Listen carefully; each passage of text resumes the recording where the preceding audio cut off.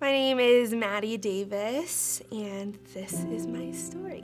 I grew up in an amazing Christian home. My family are my best friends, and I've just really honored the way that they've given me room to grow into Jesus myself and, choose my own walk with Him. And growing up, I vividly remember times of sitting in His presence and being with Jesus and hearing Him speak to me and dreaming with Him and being romanced by Him, and I loved Him with all my heart.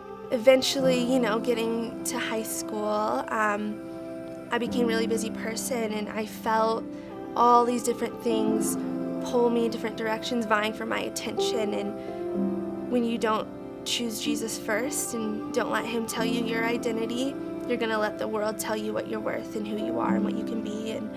And that's what began to happen. And eventually I get into high school, and I had a lot of things pulling at me and vying for my attention. And I slowly began to let the world tell me who I could be and who I was and what I was worth. And so I carried that pain and that darkness that I was in into the rest of my 4 years of high school. I began to drink a lot. I began to go to parties. I began to sleep around with men I didn't know and men I didn't care about. And I began to let those things define me. I began to let those things tell me what my value was, what my worth was, and that I had to perform or be a certain way in order to give love and have love received. And eventually, my junior year of high school, my dad came and, by the grace of God, was like, I have a missions trip for us to go on, and I went with him.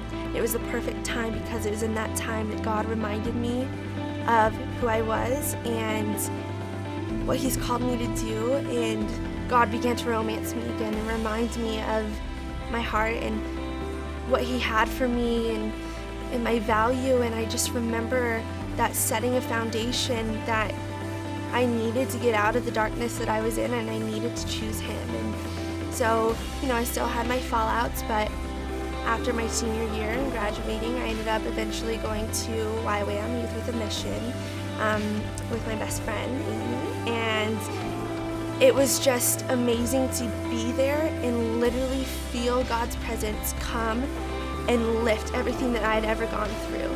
He took away the words that were spoken to me, and I just that veil was torn, and He began to pursue me like no one else can. The world can't do that. He began to romance me and heal me, and it's because of what He's done for me and that I want to love people, and I want to share His honor with people. And Grove, for me, is a group of people that get to honor each other the way that God does, love each other the way that Jesus loves us, and it's the most beautiful thing to me to see this group of people get to be a part in God's story together. And so I'm just so thankful for what God is doing.